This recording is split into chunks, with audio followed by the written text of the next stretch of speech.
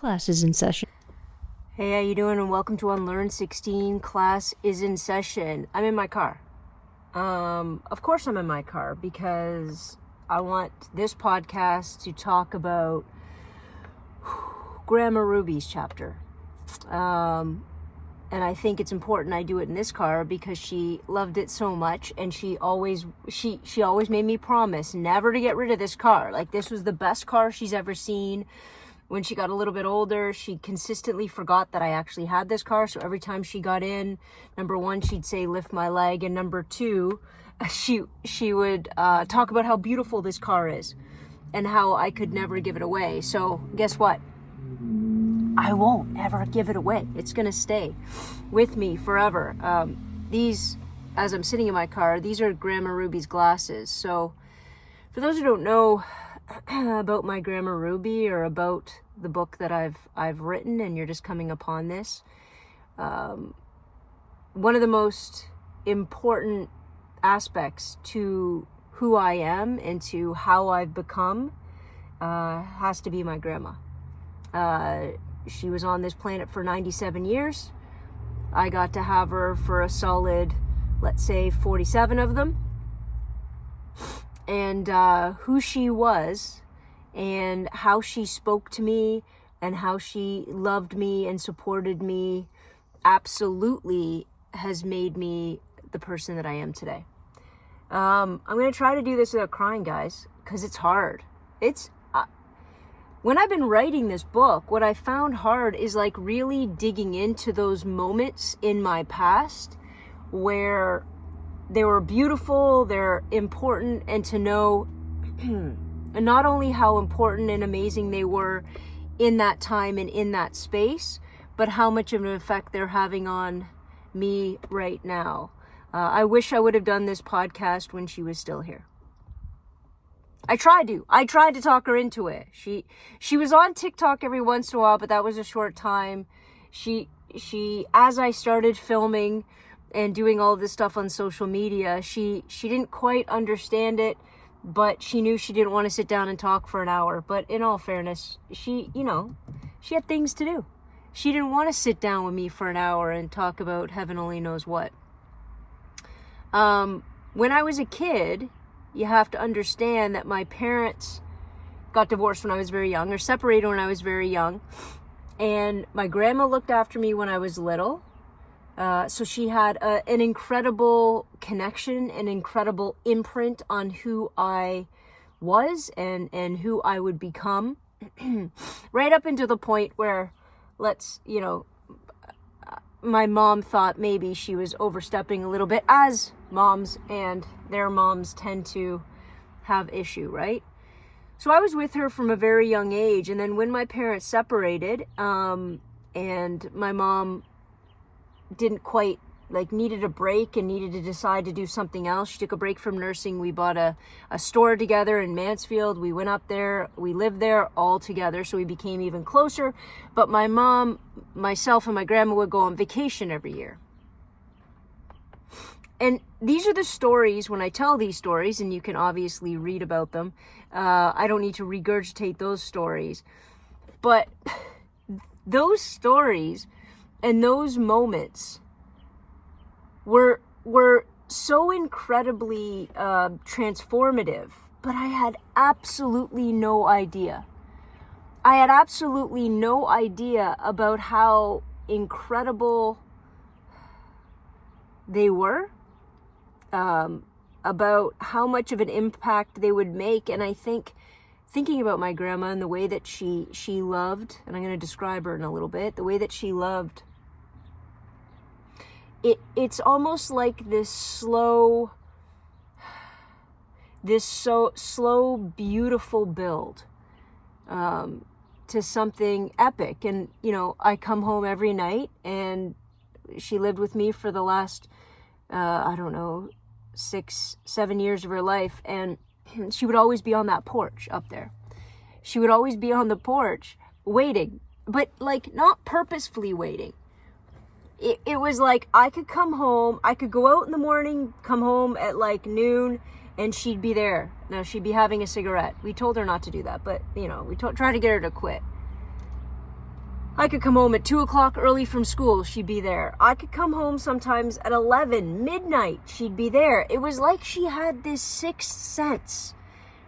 And the only thing that she ever needed in this life, for me anyways, was a relatively quick conversation, maybe a bit of a laugh, and just giving her time so she could talk about what she needed to talk about.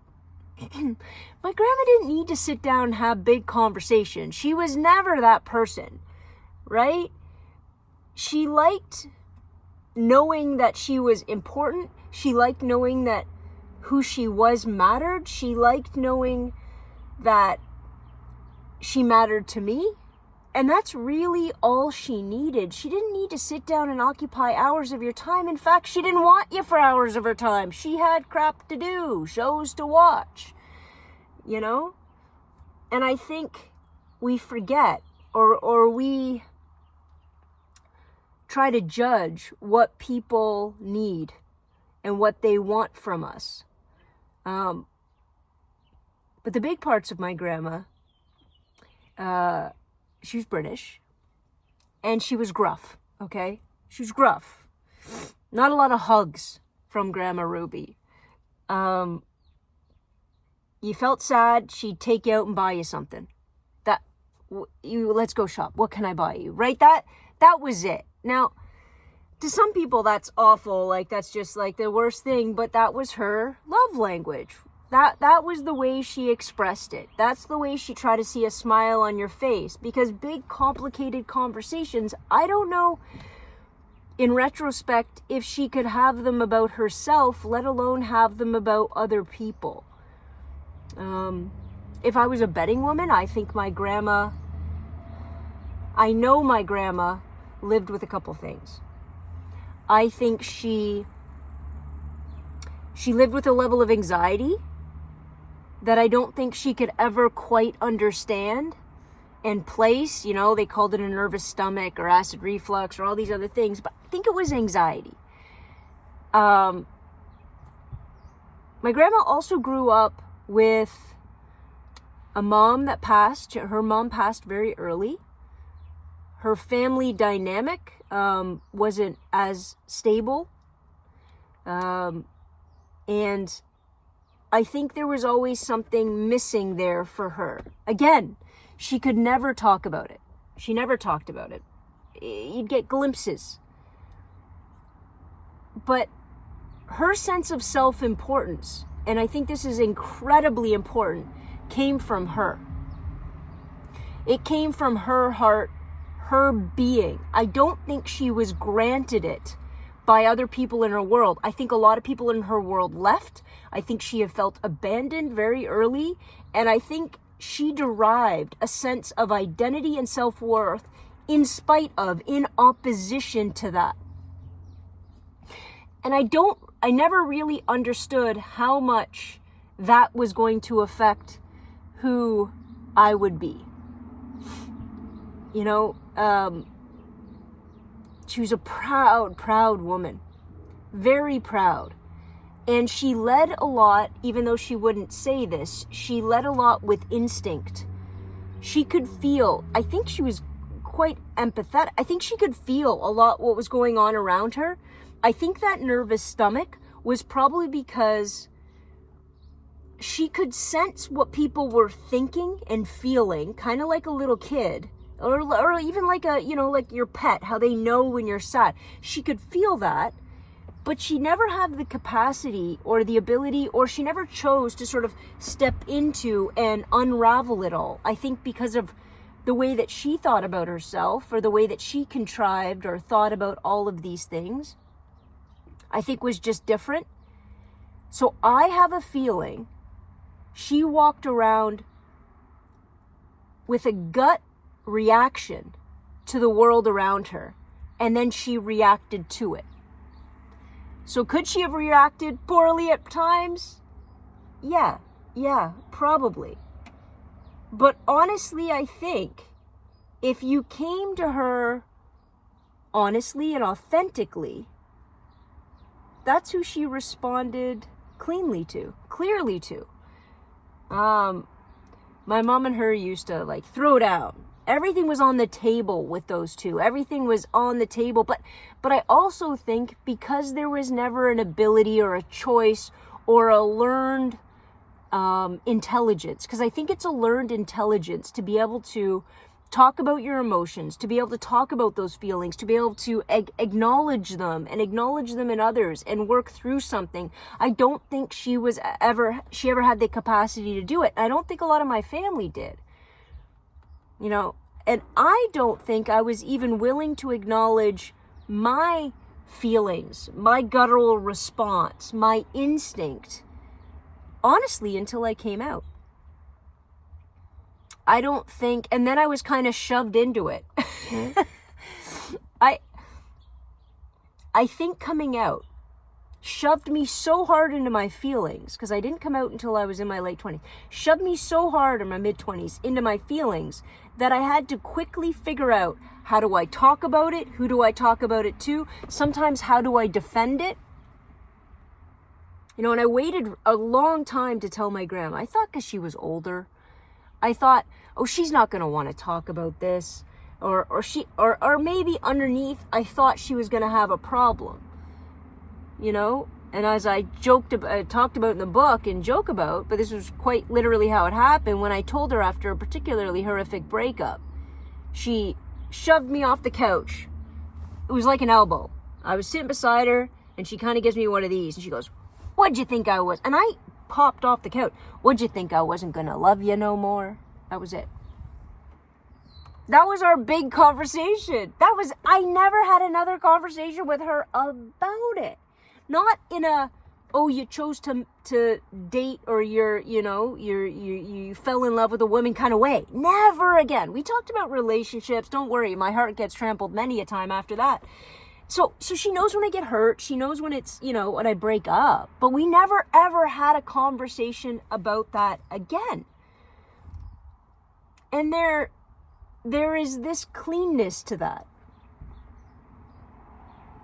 And when I try to pinpoint how I am who I am, it has to come back to that moment and that level of acceptance by that woman about who she was and how she loved me and how she supported me. And I think it was instinctual for her. It wasn't fake. I don't think my grandma faked anything ever in her life.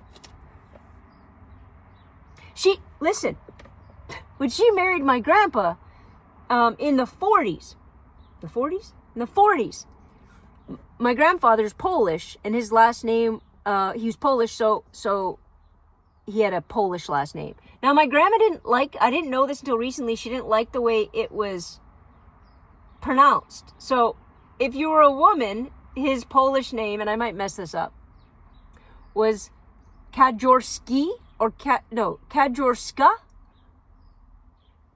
for a woman, or Kajorski, something like that, for a man.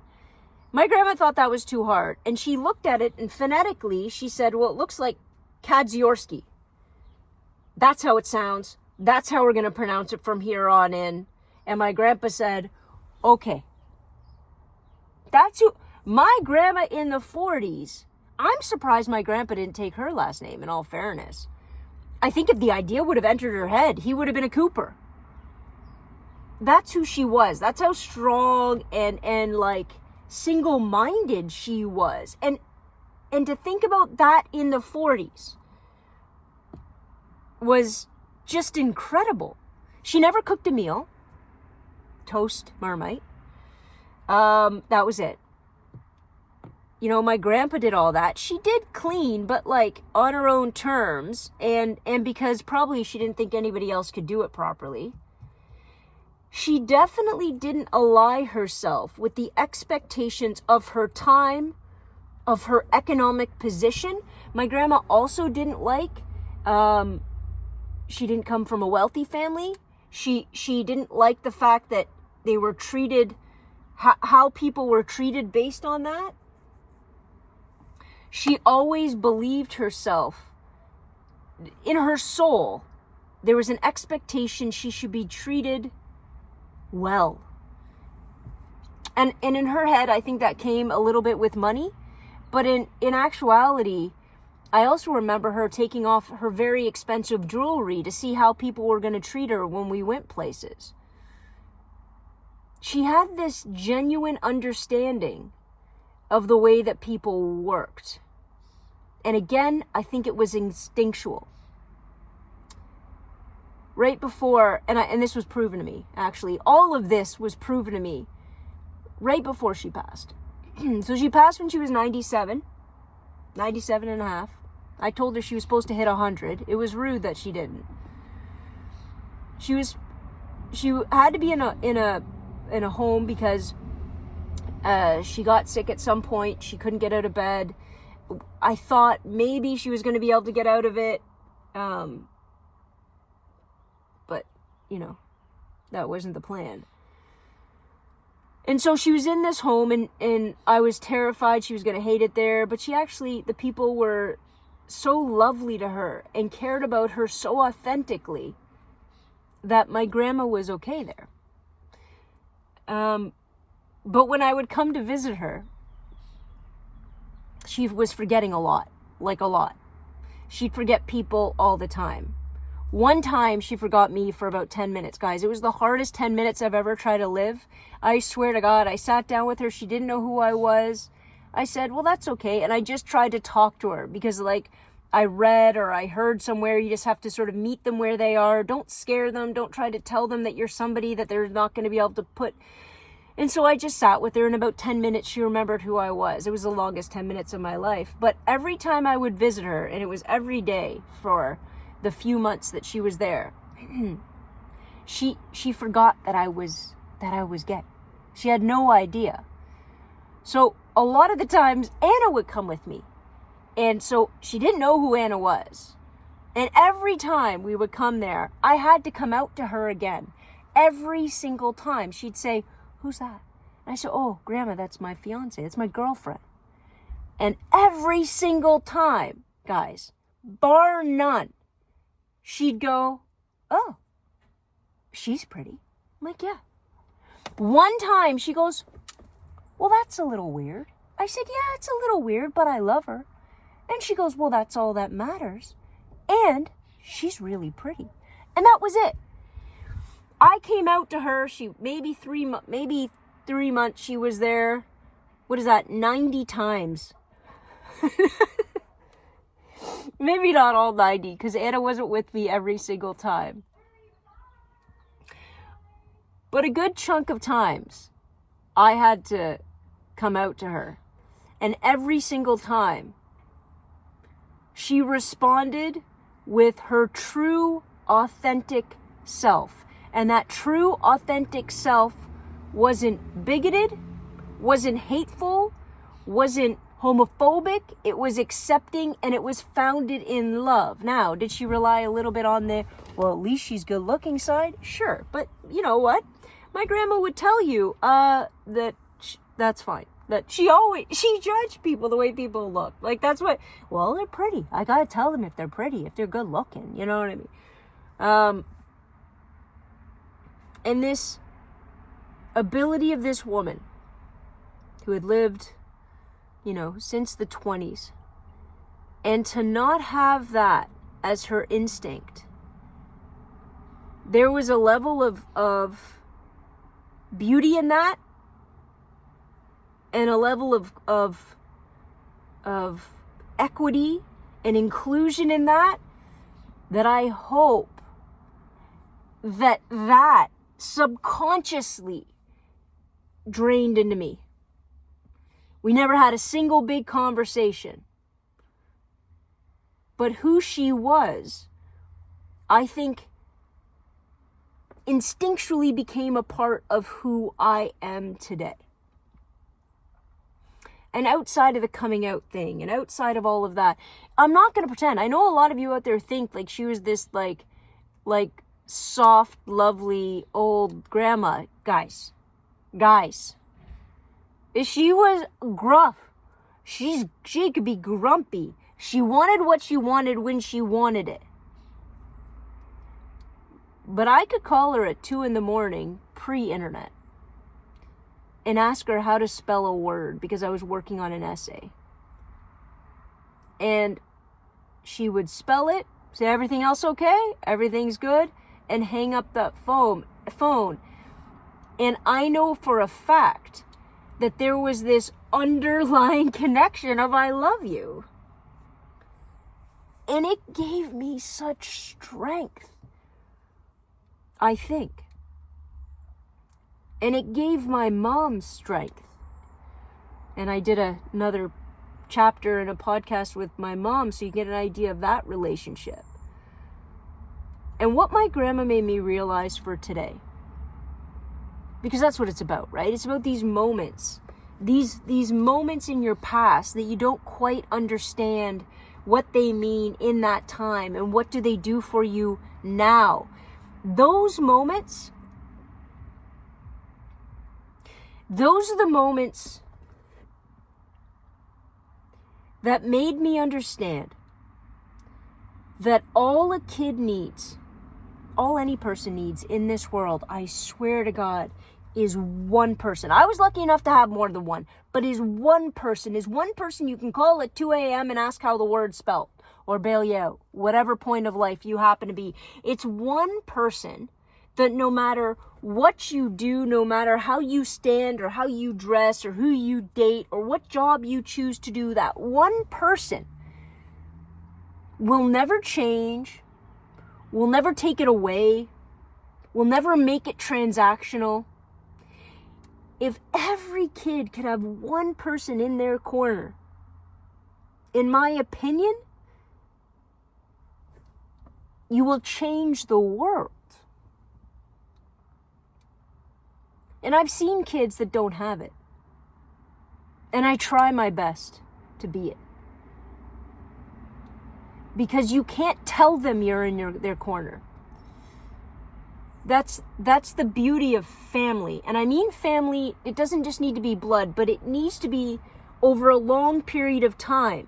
Because you can't tell somebody you're in their corner.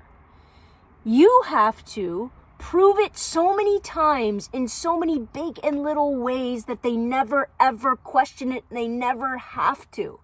That only happens over time. And that's why it's so hard for teachers, I think, to develop that level of trust, that level of connection, that level of proof. You tell the kid that. But if that kid's been let down time and time and time again, it's an uphill battle. You got to prove it. You have to prove that you were there. And it can't just be through words. It has to be through the moments of their life where they're scared, where they've made mistakes, where they've turned down the wrong path, where there has to be a walk back, where who they are gets to be okay with you. And that does not mean you don't hold people accountable. That does not mean when they do something wrong, you say, don't worry. No. No, that's not what I mean. But I do think that when we talk about teaching, we spend a lot of time talking about tactics of how to facilitate conversations about math, or teach them how to read, or teach them how to write an essay, and teach them to be confident to do these skills. And we haven't figured out, and we haven't helped teach them how to be confident in themselves, how to be empowered by themselves. Because if we can't do that, the lessons of mathematics don't mean anything. How are they supposed to mean anything when they don't believe in themselves because nobody else has believed in themselves before? How do we do that? And when a kid's 15, 16 years old, oh, guys, it's a steep uphill battle at that age. It really is. Because you're trying to undo, or you're trying to manage, or you're trying to balance the disappointments, the loss, the limitations. And teach them about the War of 1812. I heard weird noises. I thought that was a bird. I think there's birds nesting on my roof. My grandma also could be sarcastic. That was a love language. My grandma also understood the value of authenticity and honesty, even when it caused tidal waves.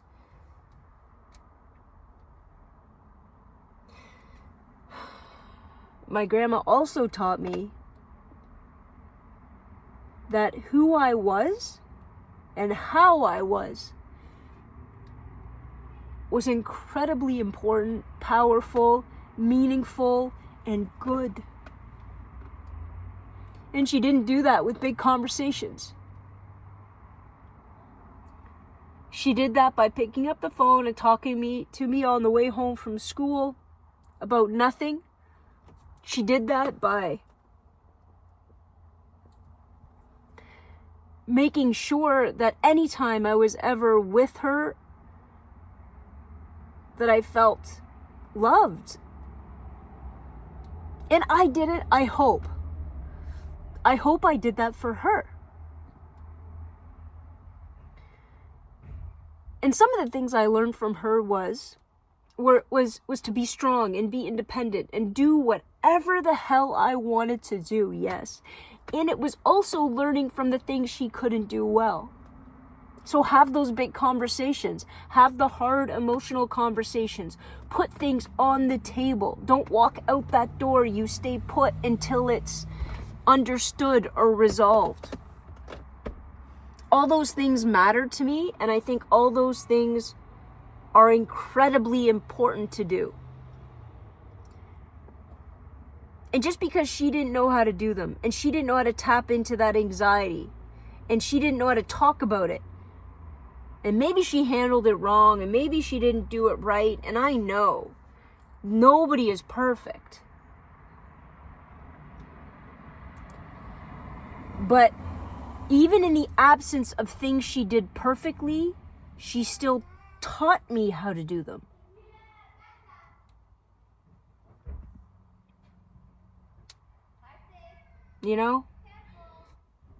I think that through all the trips, so we used to drive to Florida together every year, her, my mom, and I. You guys can read about that. Obviously, I wrote epic pages about it.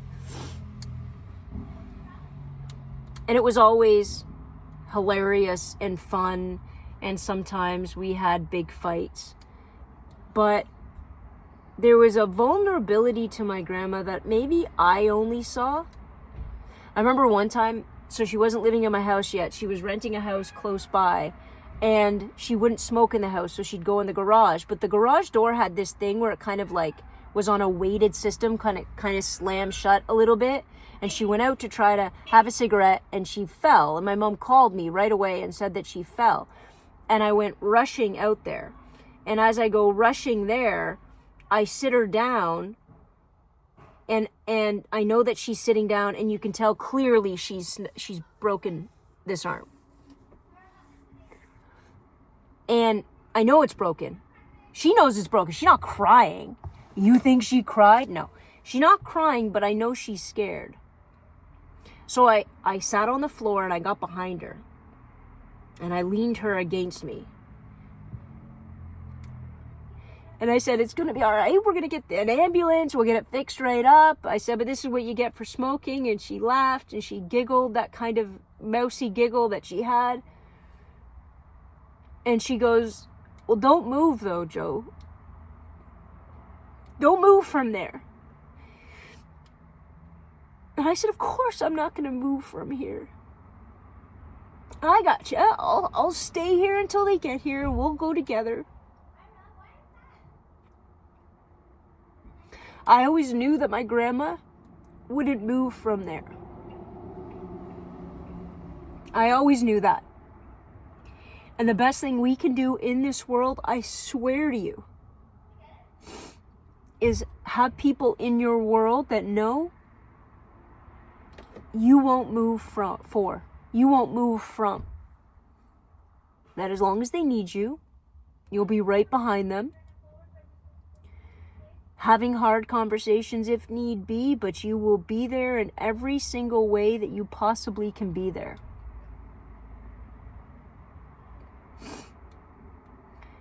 And I think the lessons that she taught me without ever talking to me, the identity and the confidence she gave me without ever trying to gas me up, without ever trying to explicitly state it, that all of the subtle lessons that Grandma Ruby gave to me were fundamental truths of how you should be there for a person and love, and how you're going to help grow a person with action rather than just words. So, my lesson in this episode is simple. You can't tell somebody they are strong, they are powerful, they are unique. You have to live it with them, and you have to support it. You support them as they go through it. Don't tell them that they're powerful. Help them choose to be powerful. Stand with them while they are doing something terrifying. Don't tell them, whoa, whoa, whoa, this could fall, this could fail. You want to empower them? Make sure you're there supporting them when they want to do things that scare the living hell out of them. Make sure that you're being authentic every step of the way. If they're important to you, be authentic with them. And make sure you can laugh at everything, because they know you're never laughing at them. And on that note, guys, so that was a crying one.